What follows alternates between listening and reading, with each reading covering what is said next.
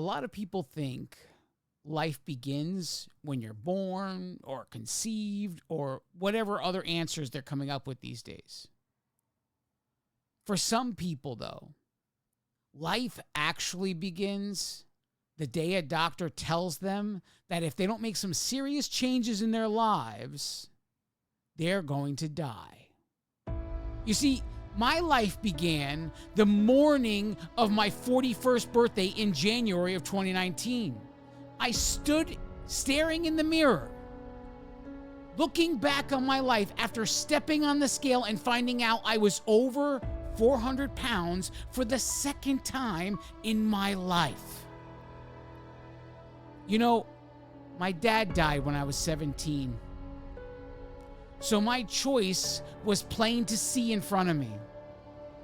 Either I take charge of my health, make the necessary changes to live, or do nothing and die knowing that my daughter, being only 6 years old, would spend the majority of her life calling some other man daddy.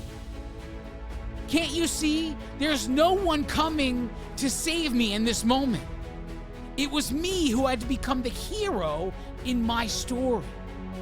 You know, we live in a world that has a system in place to remove all accountability from every decision we ever make. Taking accountability and fixing the problem is painful. It's like a journey through the pit of hell while feeling the pain of every lost soul that resides there. But in the end, the journey becomes the foundation of your testimony. My fight has become my calling. So if you're out there struggling and you hear the sound of my voice, I'm telling you that your story is not over. As long as you have breath in your lungs, there is still time. But it's your fight, your story, your moment to stand up and do what heroes do. It's a long road ahead, and it sucks. And maybe you're thinking you can't do it. But I'm here to tell you that you have all the tools you need. You always have, and you always will, because you are enough. And most of all, you are worth it. Nobody is more capable than you. Yeah, Friday! Good morning, good afternoon, good evening, whenever you may be listening. Thanks for making me part of your day. This is episode 253 of the Ranting Weight Watcher podcast. And before I get started today, listen, I want to tell you about Coach Sophie F. and her Saturday morning workshop. If you guys need some support, you're starting out, you're a WW member, and you're starting out, and maybe you're not even a WW member. Listen, if you're not a WW member and you've been thinking about it, you can join WW and then make sure you join Coach Sophie F's 9 a.m. Eastern Standard Time. And this room is filled with a bunch of people who do the work every week. They really are, I've known them for years at this point. Years. I didn't know them when I started this journey, and now I can't imagine not knowing them. And that's just kind of how things go, right? You never know when you start something like this what is going to come as a side blessing in all of it. And not only is Coach Sophie a blessing, everybody in that room at 9 a.m. on Saturday morning is a blessing. And I couldn't imagine not seeing them. You know, the minute somebody goes missing, we always notice, we always looking for them, we always wonder what's going on, are they okay? And it's just a small community, but it's a mighty community. And we're all there to do the same thing. And we're all there doing the hard work. And the excuses are out the door, right? Because listen, your excuses only work for you. They don't work for anybody else. So if that's someplace you want to be a part of, if you want to be in a no nonsense, no excuses environment where you have the support you need to keep going, Coach Sophie F., 9 a.m. Eastern Standard Time, every Saturday morning, be there. I have another announcement to make. Some of you listen to my episodes, you start from the first one and you go all the way to the current. Some of the times, some of you I've heard you just go all the way to the end, and then you go back to the beginning and you start all over again. Well, you're gonna notice that if you're listening or watching on anything other than YouTube, there are going to start to be episodes missing. I don't really know how to fix this yet, but Spotify is the host of this podcast, and they distribute it to all the other places, right? So if you're listening on iHeartRadio, if you're listening on Amazon Music, if you're listening on Apple Podcasts, it all comes from Spotify, right? The only one that gets a separate upload is YouTube. They're hosting their own, okay? So they are going through, I mean, these episodes are years old at this point, and they're going through and they're labeling them copyright infringement. And this is mostly because there are a few episodes from the past that we did some fun stuff. And even though I'm singing the music, when, like there's certain episodes where I'm singing, even though it's me singing them, they are still copyright infringement. And I don't know if it's copyright, like the karaoke music I used to sing is copyrighted as well. I don't really understand it. But what I do know is they're being removed. All of the episodes like that are being removed. So if all of a sudden, like the most recent one was 216, episode 216 was essentially a year ago, I believe. And it was right before Christmas, and I was singing Christmas music, and it got flagged for copyright. So if the only way you can still hear those missing episodes right now is on YouTube. So if you're someone who listens on anything else other than YouTube and you want to be able to hear those episodes, go to YouTube and look for the episodes there, and you'll be able to listen to them, and then you can go back to the other ones until there's another episode you're missing. The only thing I could do, it looks like right now, is to actually cut out the songs to bring them back, which kind of defeats the purpose because, it's a fun episode. I'm not really sure what to do yet. But I thought I'd let you know, if you're one of those people that continually goes back to the beginning and is going through all of them and you notice that random episodes are missing, this is why. And if you're someone who does that and you never got to this episode, you know why once you get here. Unfortunately, maybe what I'll do is I'll mention it on my walk talk as well, so that if you're someone who is wanting to go in order and hit up all the older ones before you come to this one, at least you'll know, because people tend to watch all of the walk talks, and the people that listen to the podcast that want to listen in order tend to listen in order, kind of a thing. But that's really all I have to say about that. Sorry to bore you with all those details about that, but I just want to make sure you're informed about what's going on and why things are not the way they seem. But that's it. Let's not waste any more time. Let's get into this! Journey update. So, weigh-in day was October 4th. The week of work is September 28th to October 4th. Steps taken in this time, 76,078 steps. That's an average steps per day of 10,868 steps per day. Average total miles walked is 32 and a half miles. This is an average miles per day of 4.5 miles per day. On October 4th, I stepped on the scale to weigh in at 201.8 pounds. This is a 0.2 gain. 193.8 pounds lost.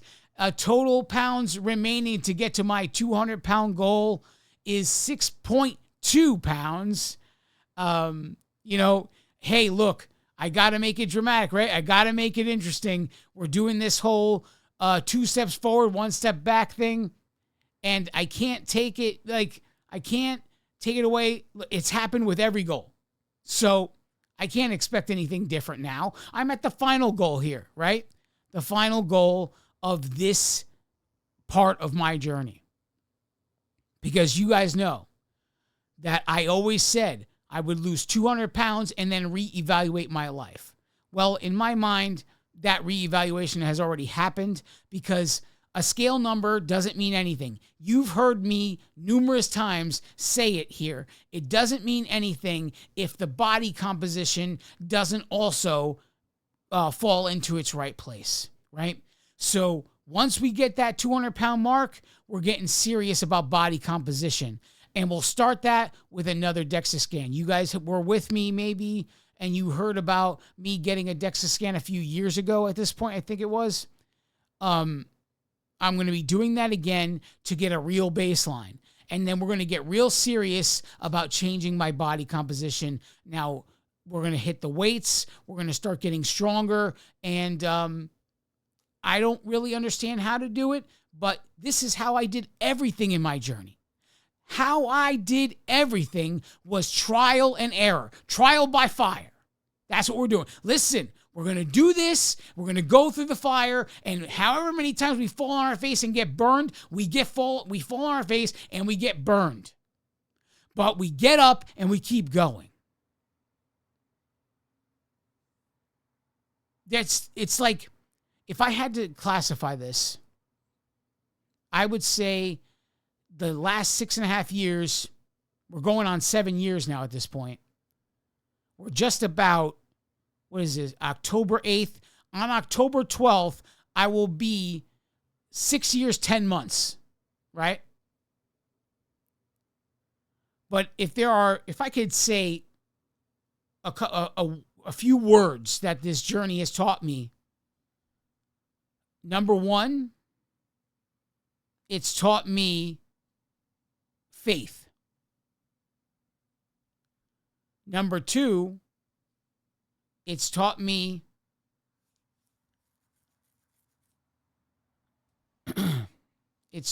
to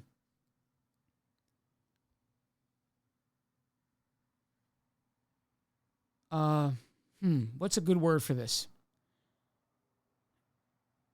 It's taught me patience. That's one thing it's taught me. So faith, patience, and trust.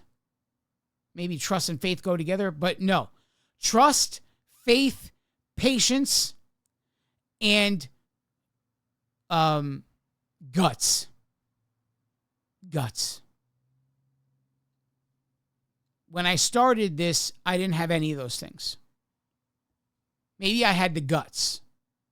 That's what I started with. If I had to classify one word that began this journey, is I had guts.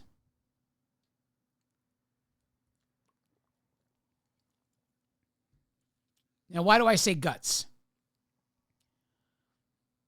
I say guts because there were a lot of voices speaking to me when I told you guys the story many times.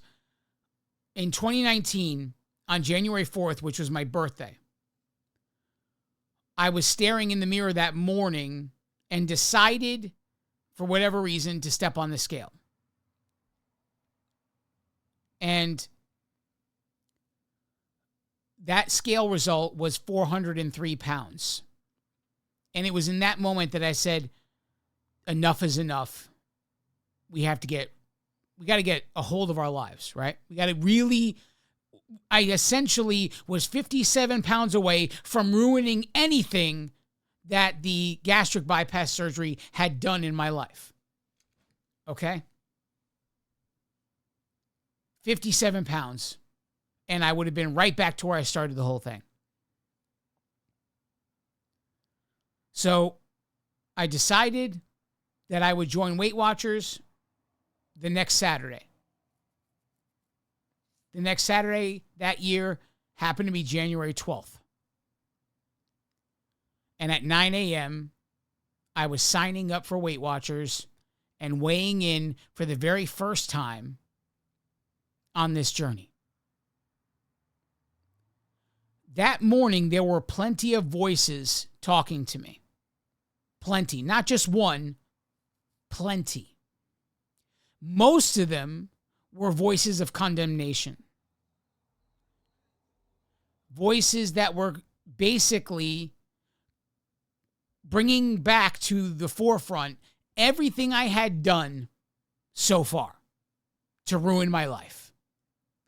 And that includes everything before the gastric bypass surgery. So it wasn't just from, how much I lost at the gastric, but even before that. I told stories about, the stupid things I used to do as a child.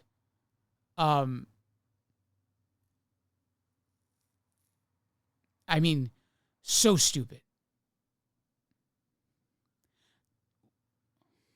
One story,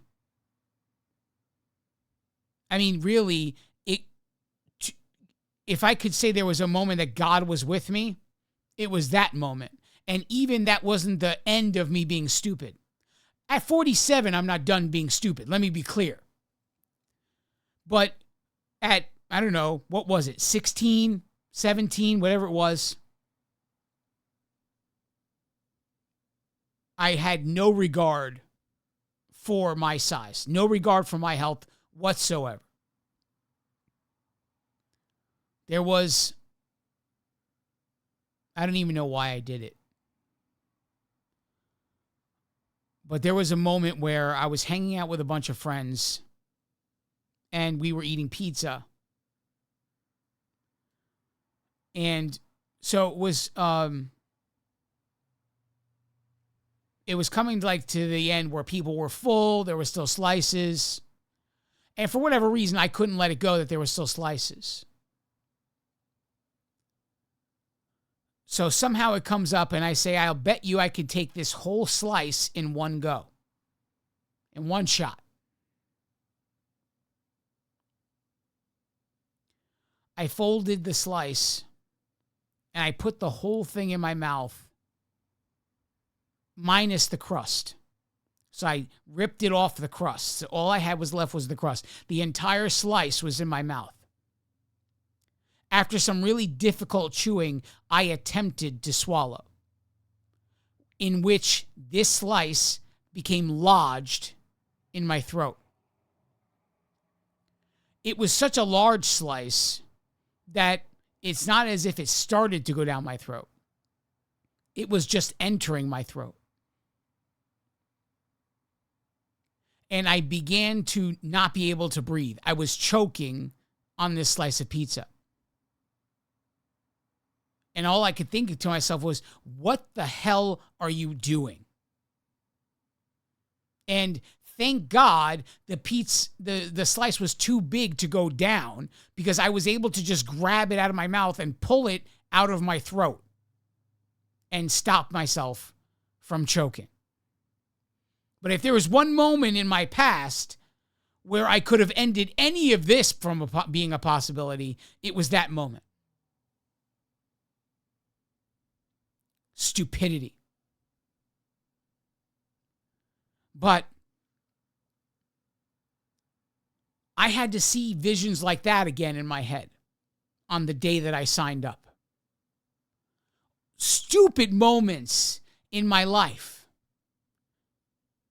My dad, on Sunday mornings, sometimes Saturday mornings, in Connecticut, in Stamford, Connecticut, there was this bagel shop.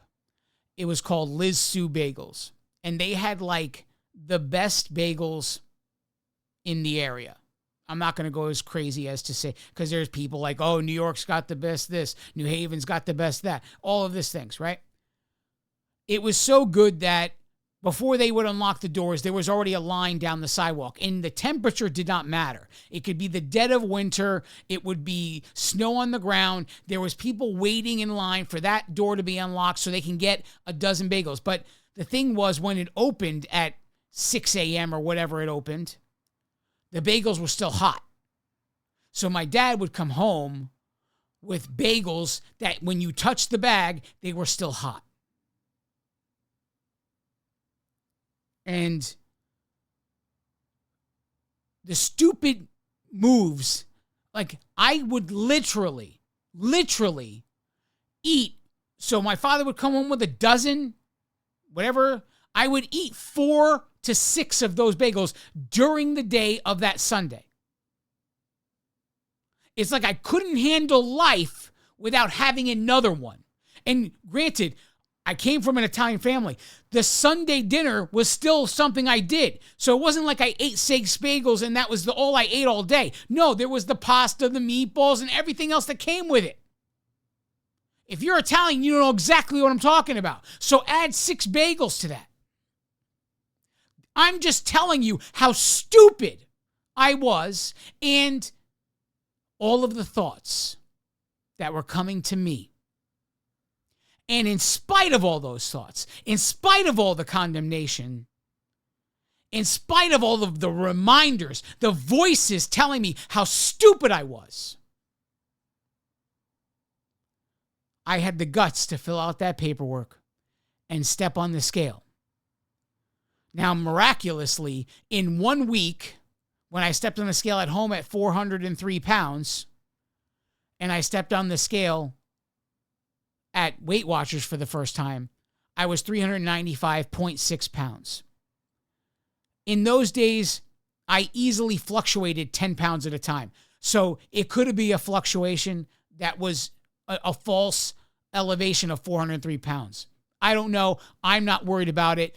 The 403 pounds was not an official weigh-in. It was the catalyst to get me to where I needed to be.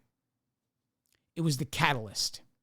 And essentially, the voices were all speaking to me that morning.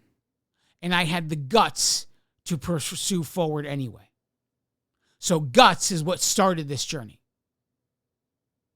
Because there's nothing more embarrassing. Let me tell you, want to pretend like you've been embarrassed? You want to pretend you've been embarrassed? Okay, let me show you what embarrassed is.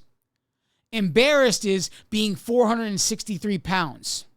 No, I'm sorry, 460 pounds. Then having the world be on your side to get a surgery, to have yourself cut open, your body mutilated, and in 1 year's time going from 460 pounds to 277 pounds. And then being so amazingly overly confident and stupid that wasting the next 15 years of your life to create what happened on my birthday in 2019. That's embarrassing. So you want to think you've been embarrassed? That's embarrassing. 183 pounds lost in 1 year, undone in 15, all except for 57 pounds. That's embarrassing. To finally have to look the family, everyone who looked at you as a success, and everyone who said to you, hey, looks like you're gaining a few pounds, and you're going over and over again through it. No, it's okay. Lying to yourself, lying to other people, believing your own delusions, all of that came to me to condemn me on January 12th, 2019.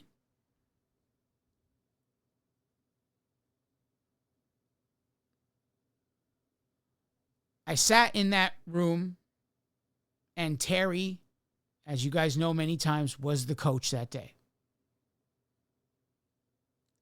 I instantly knew relatively quickly that I would have a connection with Terry. Because even though, there are guidelines of how the coaches are supposed to speak, I could see that there was a no-nonsense personality behind it. I respond to no nonsense. That's what I do.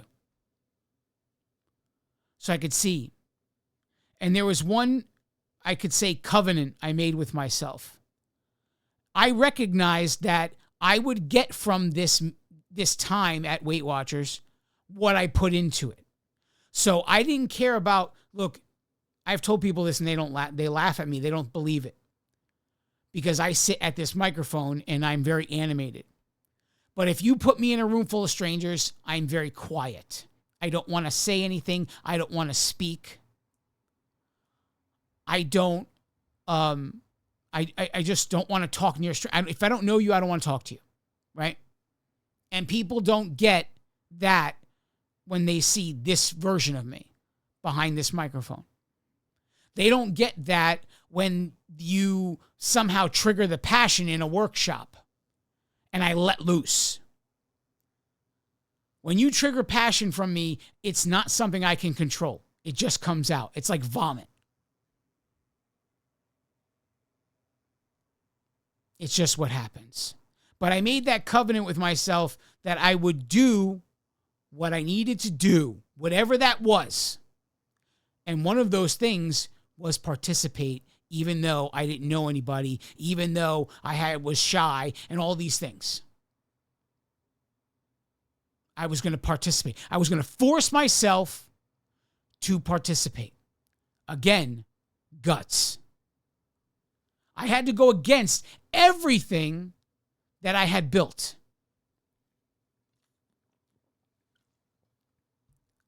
I'm almost 30 minutes in, and I'm not even part of the way through here. All right. So I gave you the example of what had guts, right? And then I started showing up week after week. And I had to take what was being told to me in these workshops, and I had to use this information with faith. I had to hear that tracking works for people, and I had to use faith, and I had to track. I had to hear that weighing and measuring works for people, and I had to use faith and weigh and measure. I had to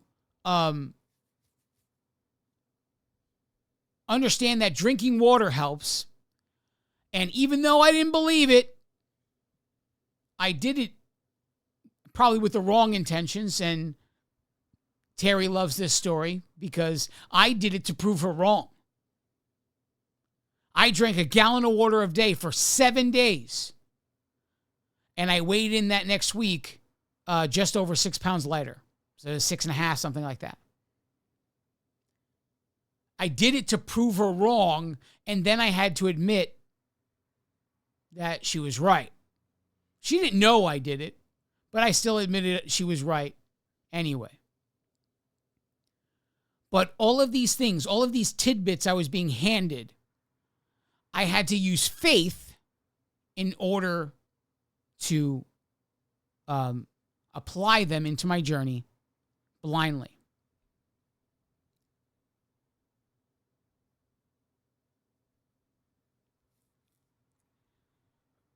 Things didn't always go my way, right? I didn't lose what I wanted to lose as quickly as I wanted to lose it. I had to learn patience for when things weren't going my way. See, I was under the impression that it was good to set goals, right? But like I say to you guys 1,000 times, everything in life is a double-edged sword. Everything. And what sounds good has some bad. What sounds bad has some good. Is it double-edged sword no matter how you slice it, no matter what the situation is? And I could sit there and I could say, I want to lose this much weight by this date. And that would be my goal. But I was taught patience to wait for that goal. I'm being taught that still today. Yesterday, I was able to tell you I was 6 pounds away from the goal I had set 6.5 years ago. And now I can't say that. I'm more than 6 pounds. Well, you say, oh, it's only 0.2, Don, get over it. I get it, but this is still patience. Still being taught patience no matter how you slice it. In the very beginning, I had moments that drove me out of my mind.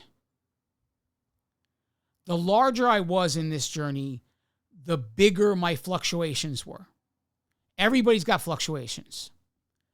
At my biggest, when I started this journey, I had fluctuations upwards of 10 pounds, where I could look at the entire week and I could say, I did this week to the best of my ability. I did everything I planned to do to the best of my ability. And I came in the next week up 8, 9, 10 pounds.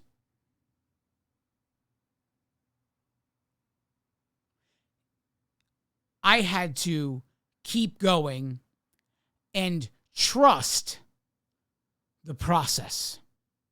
Trust that what I did, even though I didn't have a result I liked, what I did was worth doing, and I need to do it again regardless of how I felt in that moment. I needed to trust the process and do it anyway. Trust the process. I started with guts. I learned to have faith. I learned to be patient. And I learned to trust the process.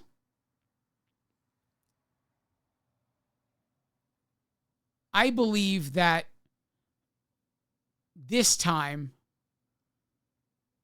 that this entire journey was divine from beginning to end, even if it didn't feel it, even if I wasn't applying the theology that I apply now.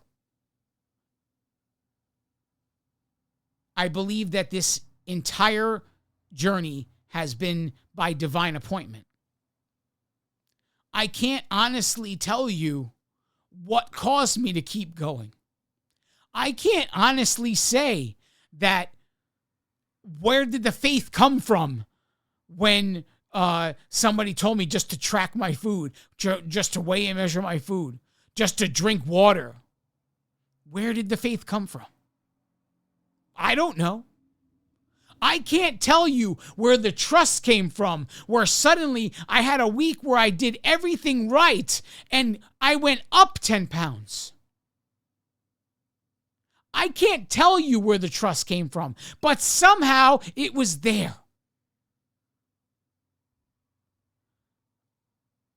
I can only say that it was God. I can only say this was by divine appointment.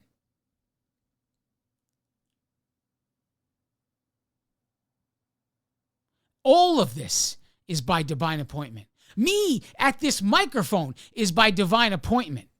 All of it.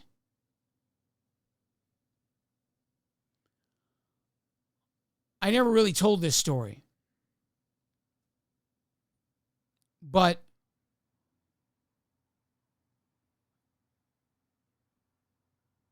I mean, as a kid, I grew up in church. My uncle was the pastor of that church I grew up in. And it was a, faith-based congregation. It was non-denominational. It was a born-again Christian church. And my uncle was the pastor. One day there was a guest pastor. I don't remember the date. I don't remember the year or anything.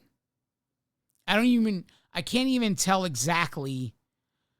I want to say middle school or beginning of high school. It was probably the beginning of high school. We're talking about freshman year or something like that, or 8th grade, right?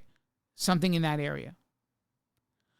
This man did a sermon, he was the guest. He was a young pastor.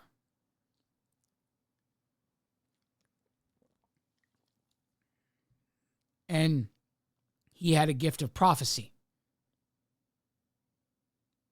At the end, he asked anybody if they wanted to come up and get prayer and stuff like that. So I decided to go up. I decided to stand there and wait. I don't know what made me go up. I didn't feel like there was anything necessarily I needed prayer for. Just felt led to get up and go up there. Eventually, he came to me. And he told me a lot about me first. He said that your whole life, you never fit in. Your whole life, you're on the outside looking in. That wherever things were going on,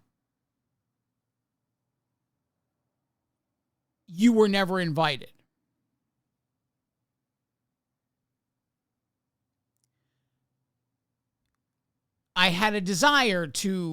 He said that I had a desire to want to be accepted, to want to be a part of everything, and just to want to be included.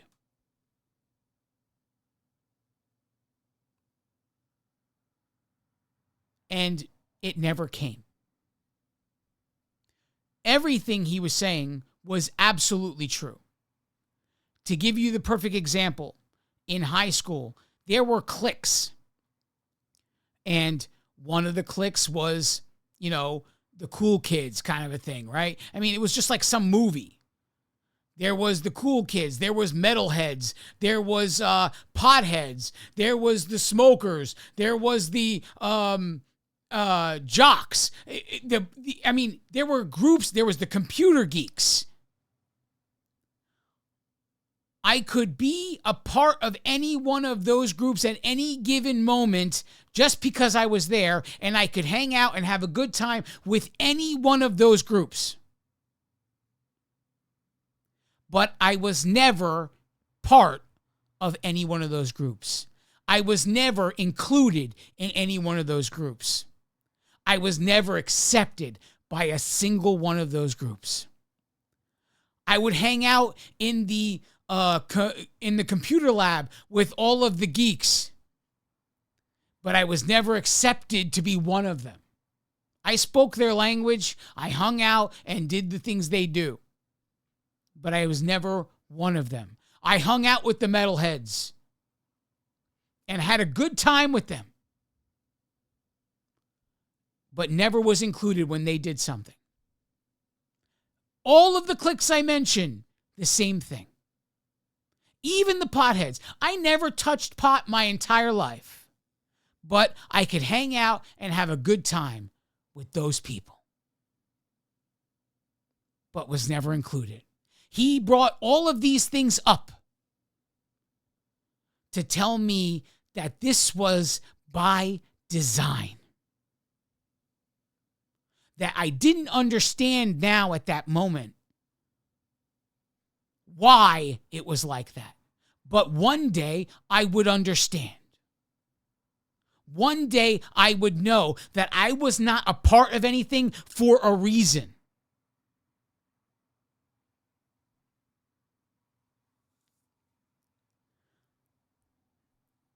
And one day I would be in front of crowds speaking to them.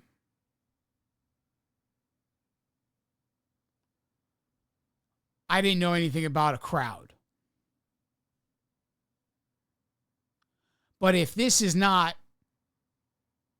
close to speaking to a crowd, I have an average of 400 or 500 listens a week on everything but you. This is not including YouTube numbers. 400 or 500 listens per episode per week.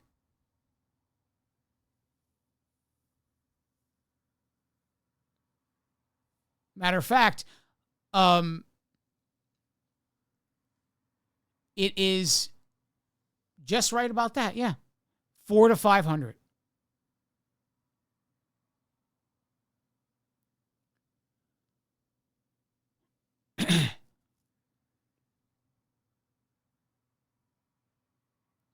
If that's not speaking to a crowd, I don't know what is. If this is not to take me out of my shell to speak to a crowd, I don't know what it is. If sitting in a studio and speaking, because I said I made a covenant with myself to participate no matter what. If standing in front of, we're talking about a room on a Saturday morning in the Coral Springs workshop of 70 people sometimes of the year.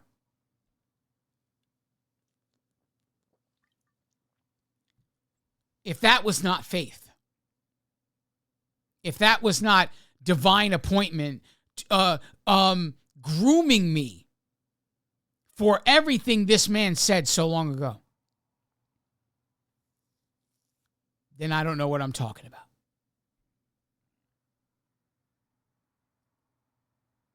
There was one man in the Bible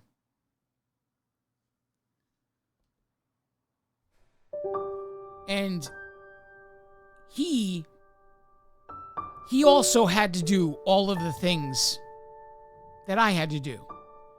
But he was already a man of God when he had to implement them. I could say that I'm trying to be a man of God. I'm by no means anywhere close to perfect, but I'm trying to grow to do what needs to be done.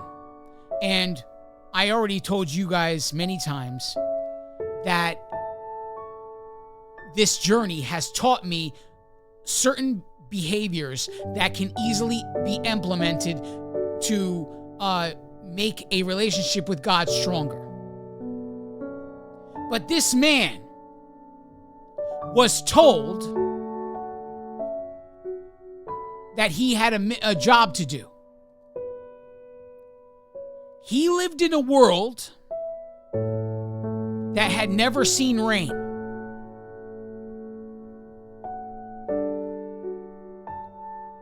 He was surrounded by beach without any water. Surrounded by sand. And God told him to build a boat.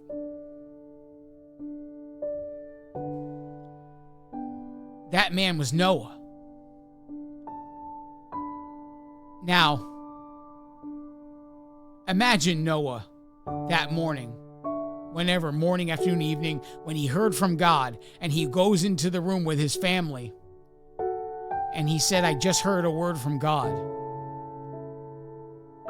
He told me that we need to build a boat. And not only do we have to build it, we have to build it large enough for our family. And we have to build it large enough for male and female versions of every animal on this planet.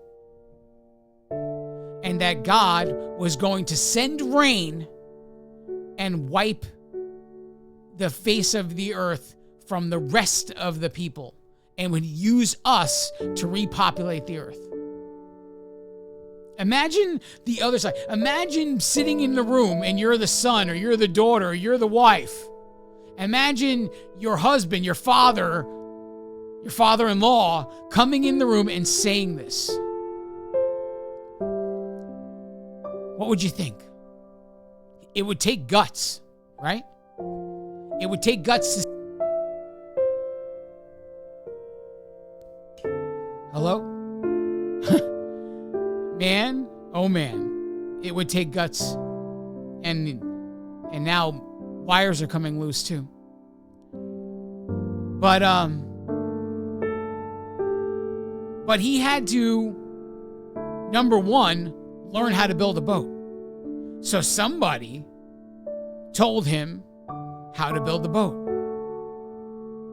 Somebody told him, right? He was given the measurements. He was given the type of wood. He was given full-on instructions on what he needed to do by divine appointment. And now it was about doing it. And he lived in a society very much like today's society, condemning the people that do the right thing, even though it's the right thing to do. Because they're outside the norm, they're condemned. They lived in a land where they had never seen rain. And here is Noah building a boat in the middle of the desert. He was being told, so he had to have faith that what he was being told was right. He had to have faith that the rain was coming. He had to trust that this is the right way to build a boat. And he had to have the guts to go through all of the ridicule, all of the condemnation, all of the outright blasphemy against him. All of the people laughing and mocking. He had to go through all of it. And he, not only did he have to do it, he couldn't retaliate. He couldn't defend himself. He just had to keep working.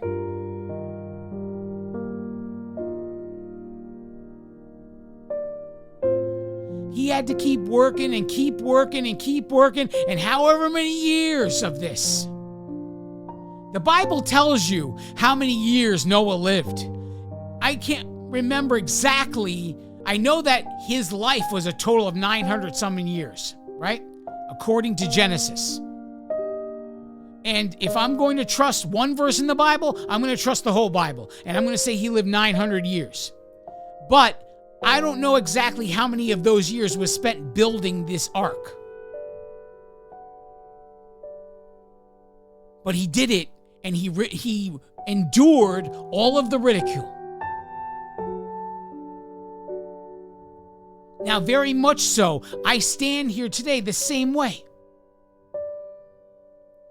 Having had faith in something, having chosen to do things differently than most people, things that people would see as extreme and unnecessary, I have done, and I have done 1,000 times over. Over and over and over again. People didn't see what I was doing as necessary. People didn't see what I was doing. People saw that as extreme. People saw it as outright crazy. What are you thinking? Carnivore to heal yourself? Are you nuts? You're not going to listen to what the doctor said? You're going to do whatever you want to do? Are you crazy? You're going to end up killing yourself. You better watch out. You're going to undo everything you've accomplished. All of it. I endured all of it. To stand here just about 6 pounds away from the 200-pound weight loss goal I set almost 7 years ago. Everything Noah did, I'm doing in a different aspect. And everything that man said about me in that church so long ago was not only true, it's happening now. So all I can do is keep having faith in what I'm doing, trust that there's a process involved, have the guts to make the moves necessary when the moves come to me, and keep moving forward in spite of it. And no matter when things look like they're going wrong, to trust the process. And since this journey taught me all of those things, to apply this toward something a prophet told me so many years ago, and to see how it's coming together, slowly but surely, over the last 7 years, to see that it piece by piece, it's all fitting together. I'm even more emboldened to keep going, even more faith to keep trusting the process.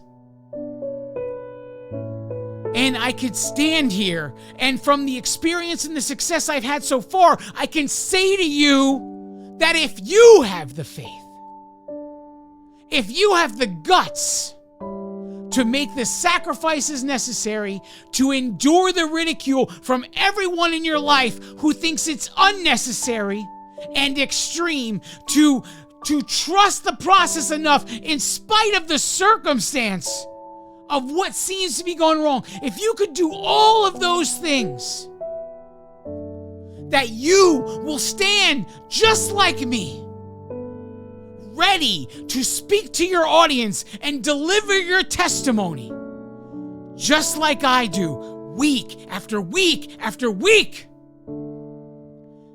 If you don't change what you're doing, nothing will ever change. Nothing changes unless you change. Trust the process. Have faith. Use the guts you have and do what needs to be done in spite of the circumstances. I love each and every one of you. God bless you all.